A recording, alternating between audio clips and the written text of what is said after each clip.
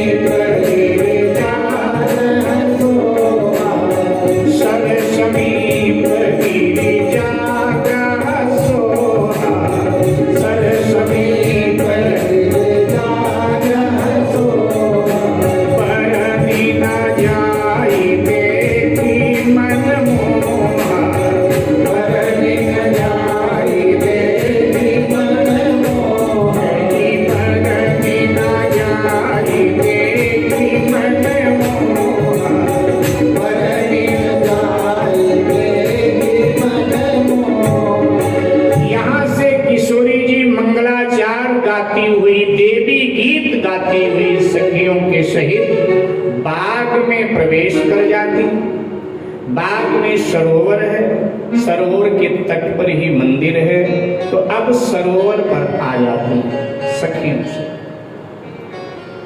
स्नान किया माने सखियों सहित सरोवर, स्नान करके दिव्य मांगलिक वस्त्र धारण किया, और यहाँ से किशोरी जी 7 सखियों के साथ देवी माँ के मंदिर में भगवती का अर्चन बंदन करने के लिए प्रवेश कर जाते। ध्यान देंगे मेरे भाई। तुलसी जी कुछ साधना के सूत्र हमको आपको प्रदान कर रहे हैं। तुलसी जी कहते हैं राम दर्शन करना है तो बाग में जाना पड़ेगा। कहाँ जाना पड़ेगा? बाग में। श्री रामचरितमानस में मेरे भाई बहन बाग का बड़ा महत्व है। भगवान जब भी मिले, जिसे भी मिले, बाग में ही मिले। अच्छा, हमको आपको भी अगर कभी मिलेंगे जीवन में तो मिलेंगे बाग में। बाग की बड़ी महिमा बताते हैं तुलसी जी रामचरितमानस में। कल जनक जी को राम जी का दर्शन कहाँ हुआ था? कल के प्रसंग में कहाँ हुआ था? बाग में। आज किशोरी जी को राम जी का दर्शन होगा बाग में। सुंदर कांड में हनुमान जी को भक्ति महारानी का दर्शन होता है बाग में। अशोक वाटिका बाग ही है, बाग में। और उत्तर कांड में सनकादि ऋषियों को भी राम जी का दर्शन होता है बाग में। तो तुलसीदास जी कहते हैं कि देखो, राम दर्शन करना है तो जो जो काम किशोरी जी ने किया तुम्हें करना पड़ेगा। क्या क्या करना पड़ेगा? तो कहा राम दर्शन करना है तो बाग में जाना पड़ेगा, सरोवर में स्नान करना पड़ेगा और देवी की पूजा करनी पड़ेगी। ये 3 काम तुम करोगे, चौथा काम तुम्हारा गुरु कर देगा और तुम्हें रामत्व की प्राप्ति करा देगा, तुम्हारे हृदय में राम तत्व प्रकट कर देगा। बाग में जाने का अभिप्राय क्या है मेरे भाई? तुलसीदास जी कहते हैं संत सभा चहुदिश अमराई, सत्संग ही बगीचा है। बाग में जाने का अभिप्राय है सत्संग में जाना। सरोवर में स्नान का अभिप्राय क्या है? तो तुलसी जी कहते हैं संत सभा जस निर्मल बारी। संत का सभा ही जो है सरोवर है। बाग में जाने का अभिप्राय सत्संग में जाना, सरोवर में स्नान का अभिप्राय सत्संग में जाते जाते किसी एक महापुरुष को समर्पित हो जाना। आदर सबका करना है हमें। जितने संत महापुरुष हैं आदर हमें सबका करना है, लेकिन समर्पण किसी एक के प्रति ही रखना चाहिए। एक के प्रति समर्पण, सम्मान सबका है, आदर सबका।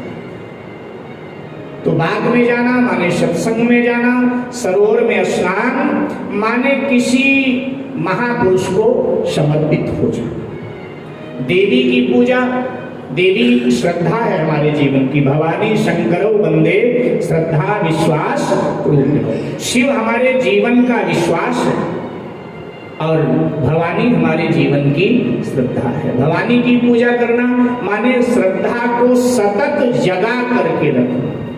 हमारे यहाँ देवी के जागरण होते हैं ना। आजकल तो जागरण सबके चल पड़े हैं, न जाने कितने जागरण होने लगे, लेकिन पुराने काल में देवी जी का जागरण होता था, माँ भगवती का जागरण होता था, क्योंकि वो श्रद्धा है। जागरण का अभिप्राय होता है श्रद्धा को सोने नहीं देना है, श्रद्धा को सतत जगा के रखना है। हमारी श्रद्धा सो जाती है। अब इन दिनों राम कथा चल रही है, श्रद्धा जाग रही है, लेकिन 8 तारीख भंडारे के बाद घर हम लोग जाएंगे भंडारा खा के, धीरे धीरे 2-4 दिन के बाद में जो श्रद्धा जगी है धीरे धीरे फिर सो जाएगा।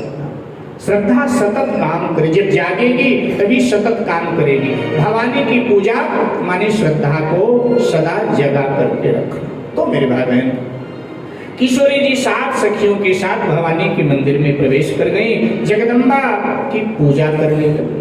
अच्छा, आई कितनी थी साथ में किशोरी जी के? हाँ, साथ में कितनी आई थी महल से सखी? 8 आई थी। और यहाँ पूजा में कितनी शामिल हुई? 7 ही शामिल हुई। एक कहाँ चली गई? हाँ, सीताराम। मानसकार कहते हैं कि एक सखी जो थी ना, थोड़ी स्वभाव से थोड़ी चंचल थी। उसका घूमने में बड़ा मन लगता था, पूजा पाठ में उसका मन इतना नहीं लगता था। सबका स्वभाव होता है बिलक बिलक।